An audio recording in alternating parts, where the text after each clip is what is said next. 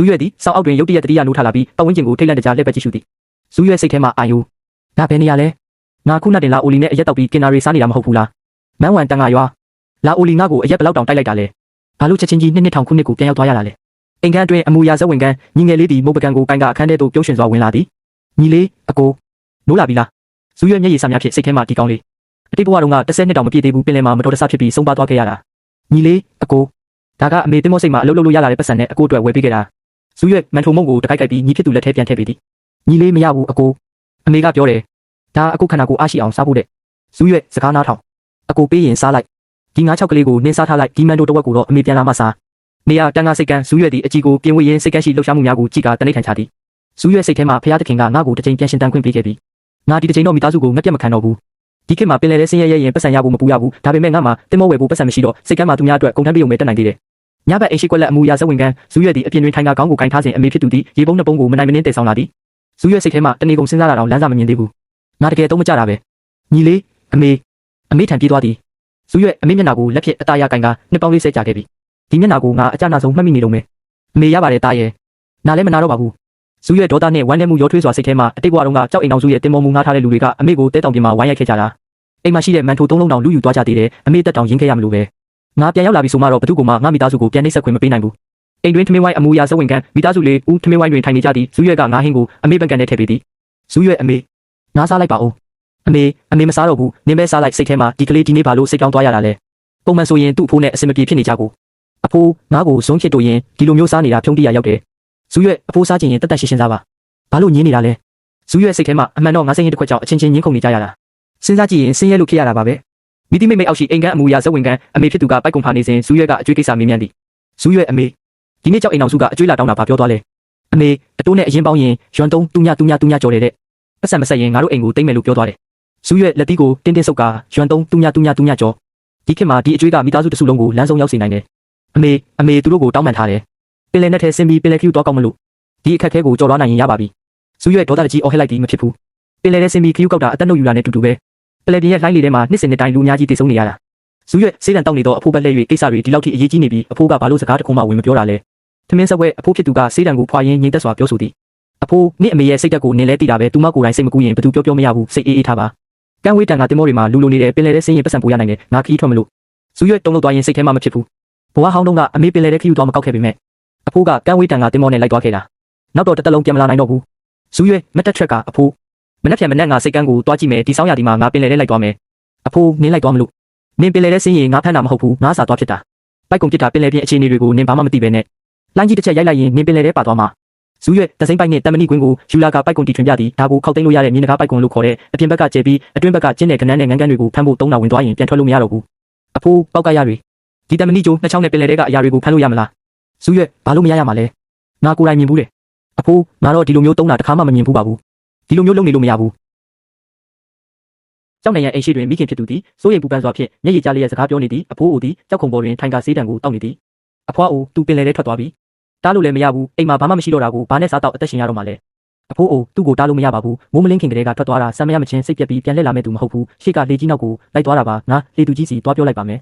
်အဖွားအိုရှင့်ခန္ဓာကိုယ်နဲ့ပင်လယ်ထဲဆင်းလို့မဖြစ်ပါဘူးမဖြစ်ရင်လည်းကလေးစားငါပဲလိုက်သွားမယ်ကလေးကိုတော့အသက်အန္တရာယ်မပြုခိုင်းနိုင်ဘူးဟိုင်စီသည်ပင်လယ်ကမ်းခြေရှိကြောက်ဆောင်များကြားတွင်ငါဖမ်းပိုက်အိတ်ကိုကင်ဆောင်ထားသည်သူသည်ပိုက်အိတ်ကိုကြောက်ကြားရေအိုင်ထဲသို့မြုပ်ထားလိုက်သည်ဟိုင်စီစိတ်ထဲမှာရေရွတ်သည်ဒီတန်စကားလောက်အိမ်နီးလန်းကဒီလိုကြောက်ကြားရေအိုင်ထဲမှာတကယ်ထိရောက်တာပဲဒါချွန်သာဒီကောင်ကြီးကိုမြင်ရင်တကယ်ကိုအံ့ဩသွားမှာပဲကြောက်ကြားထဲမှာပုံနေပြီးလွတ်မပေးဘူးပေါ့ဒီတခါတော့မင်းဘယ်ကိုပြေးမလဲကြည့်တာပေါ့ဟိုင်စီသည်ဖမ်းဆီးရမိသောကဏ္ဍများနှင့်ပင်လယ်စာများကိုယူဆောင်လာပြီးအဖိုးအိုအားပြသသ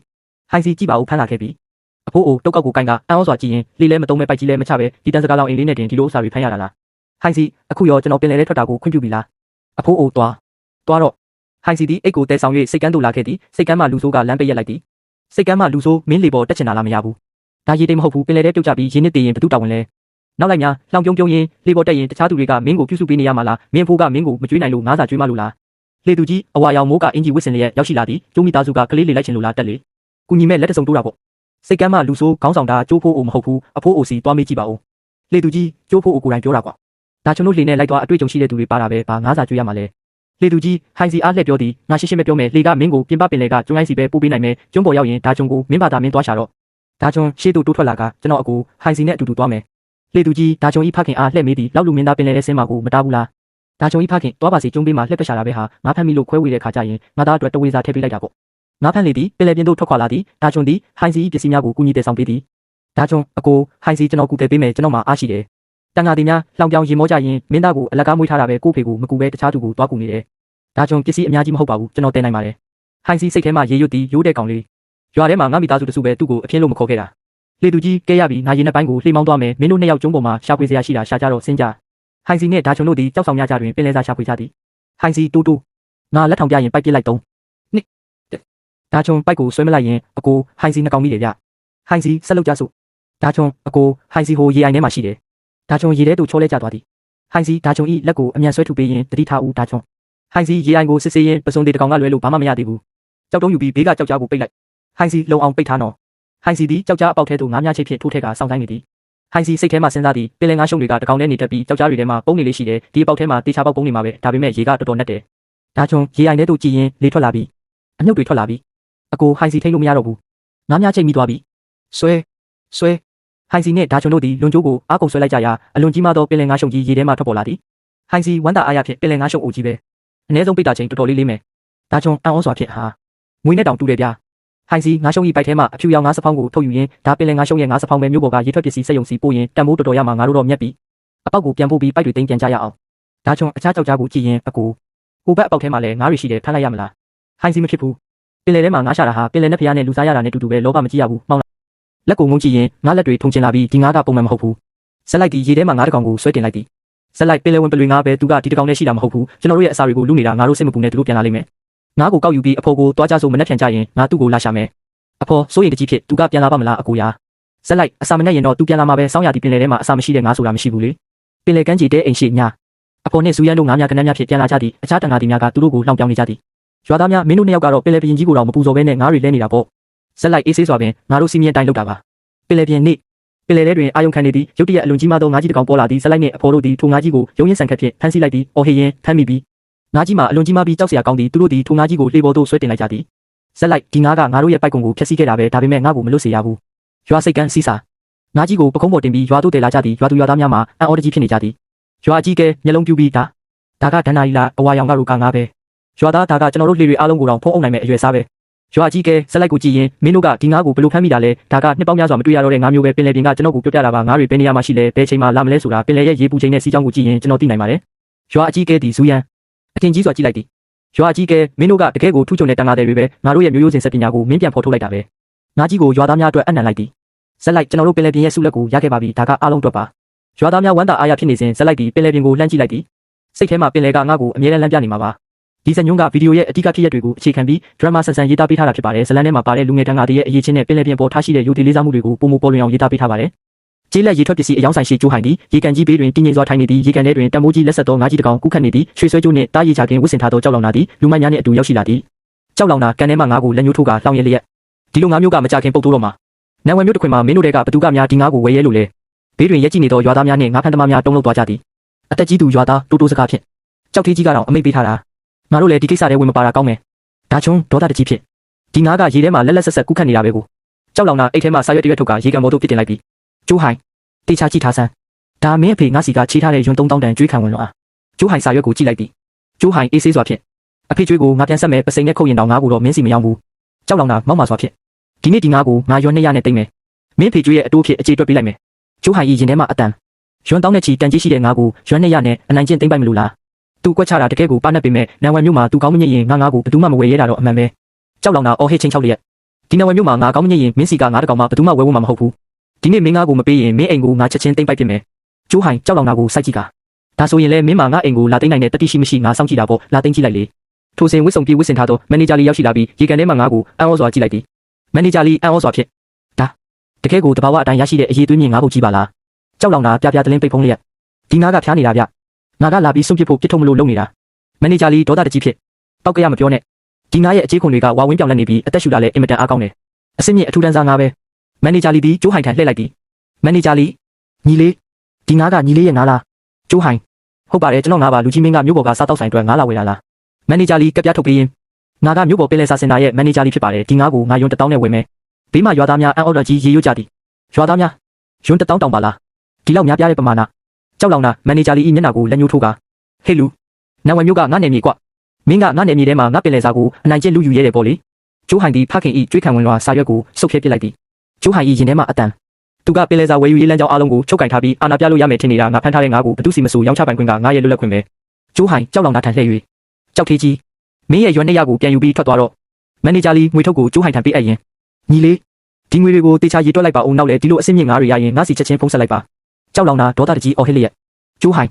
မင်းကနိုင်ငံခြားငွေတွေနဲ့ဘသူကိုလာလိမ့်နေတာလဲငါကြွေးခံဝင်လွှာမှာရေးထားတာမြို့နယ်သုံးငွေသားကွကျိုးဟိုင်ငွေများကိုကြောက်လောင်တာဤခြေလောက်ရှိသူပစ်ချလိုက်ပြီးမြို့ပေါ်ကဘမ်းမသွားလဲပြီးအလဲလဲနှုံထားအတိုင်းတေချာတွက်လိုက်ပါပိုးတဲ့ပတ်စံကိုတော့ပြန်အမ်းစရာမလိုဘူးကျိုးဟိုင်သည်ကြောခိုင်းကထွက်ခွာသွားသည်ကြောက်လောင်တာသည်ဒေါသတကြီးဖြင့်ရေဆိုနေသောကျမ်းပြင်ပေါ်မှငွေများကိုကောက်ယူနေရသည်ကျေပြောသောပင်လယ်ပြင်ကျိုးဟိုင်နှင့်ဒါချုံတို့သည်ဆက်လက်အတစ်တစည်းပေါ်တွင်ခီးနေကြသည်ဒါချုံဝမ်းတာအားရဖြင့်ကိုဟိုင်ငါတို့မှနောက်ဆုံးတော့ကိုပိုင်ဆက်လက်တစည်းရှိသွားပြီဗျကျိုးဟိုင်တေချာကင်ထားဒီနေ့မင်းကိုပင်လယ်နှစ်ပိုင်းထိခေါ်သွားပြီးငါးကြီးတွေတွားဖမ်းမယ်ကျိုးဟိုင်ဤရင်ထဲမှာအတန်ဒီဆက်လေဝဲလိုက်တာပတ်စံထက်ဝက်လောက်ကုန်သွားပြီမဲ့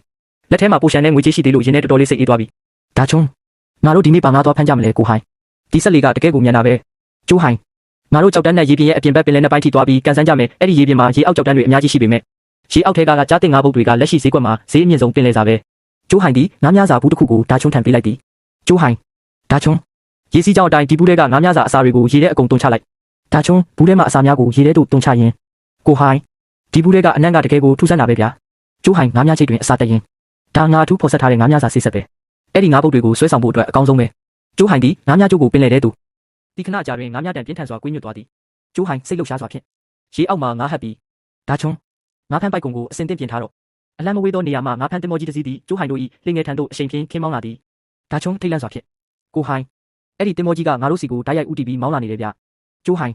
သူ့ကိုဂယုမဆိုင်နဲ့မင်းပိုက်ကုံကိုပဲတေချာကင်ထားတင်မောကြီးသည်ကျိုးဟိုင်တို့လှေဘေးတွင်လာရောက်ရက်တက်လိုက်သည်တင်မောပေါ်မှာကြောက်မိသားစု၏ကပတိန်သည်လောင်ပြုံးပြုံးလျက်စကားဆိုသည်ကြောက်မိသားစုကပတိန်လှေအစ်စ်လဲလိုက်တာနဲ့ပင်လယ်နှစ်ပိုင်းထိရောက်လာတာပေါ့ဟာဟာတကယ်ငါးပုတ်ကြီးပါလားဒီပင်လယ်ရေပြင်ကငါတို့ကြောက်မိသားစုကအရင်ပိုင်ဆိုင်ထားတာကွမင်းတို့ဒီမှာဖမ်းသမျှငါးအကုန်လုံးငါတို့ပိုင်တယ်ကျိုးဟိုင်ကြီးရင်ထဲမှာအတန်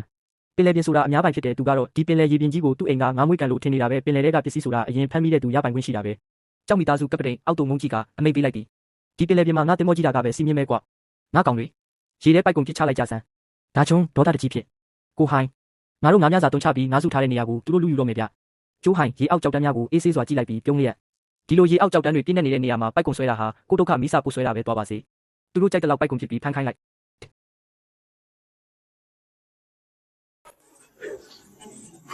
给我加足马力往上拉，底下绝对全是鱼。底下全是极其锋利的火山岩，这一网下去，根本不可能拉得上来。哥，他们的网好像卡在底下了。把罐子里剩下的饵料全部撒到那边去。周海，你往海里倒什么东西？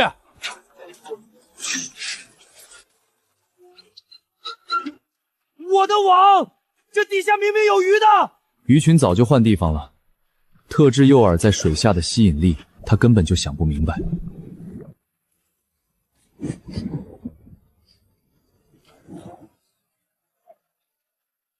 大春，拿抄网把鱼装起来。你们别想好过！怎么回事？船怎么不动了？赶紧给我重新发动起来！二龙哥，底下断裂的破网被水流卷进螺旋桨里，发动机直接憋死了啊！赶紧派人潜下水去把网割开！这片海域的斑鱼绝对不能全让他一个人捞走。这里的海底暗流极其湍急，谁下水，谁就是送命。哥，活水枪已经快要装不下了，咱们今天彻底发财了。二龙哥，水底下暗流太急，下去肯定会被卷走，咱们只能打信号等救援船。周海，你少在这看笑话！你今天捞的这些货，回了码头照样是我爹说了算，没人敢收你的鱼。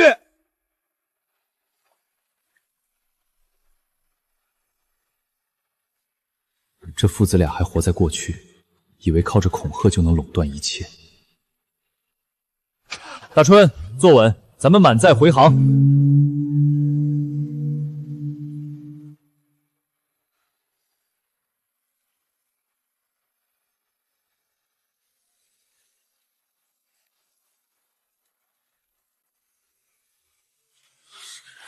哥，码头上怎么站着这么多人？都是来等我们下货的，不用理会。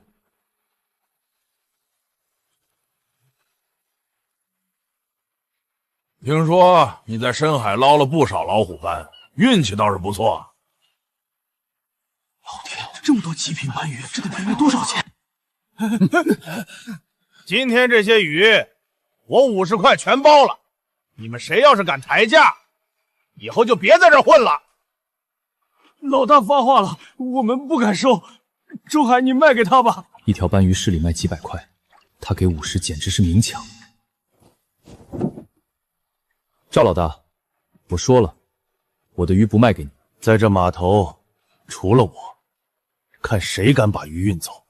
他们今天只能烂在你的船里。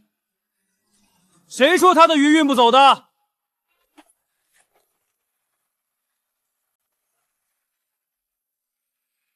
姓李的，你不在市里待着，又跑来南湾镇多管闲事儿。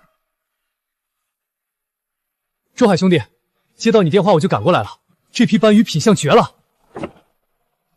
按照咱们在电话里谈好的价格，你全部拉走。我看你们谁敢动！这南湾镇的规矩，外地车不能随便拉货。这是市里相关管理处批的直购文件，你想阻碍正常商业流通吗？你拿几张破纸吓唬谁？这码头是我花钱修的。这老家伙只会虚张声势，遇到正规管理文件根本不敢动真格的。码头是镇里集资盖的公共设施，大春，帮忙装车。周海兄弟，这是这批货的钱，28000块，你点点。28000，出一次海挣了28000，我干10年都攒不下这么多钱。你们这群穷光蛋别眼红，谁要是敢跟着周海干，明天就别上我的船。我正准备包下荒岛那边的旧渔场，愿意跟着我干的，工钱按赵家开的双倍。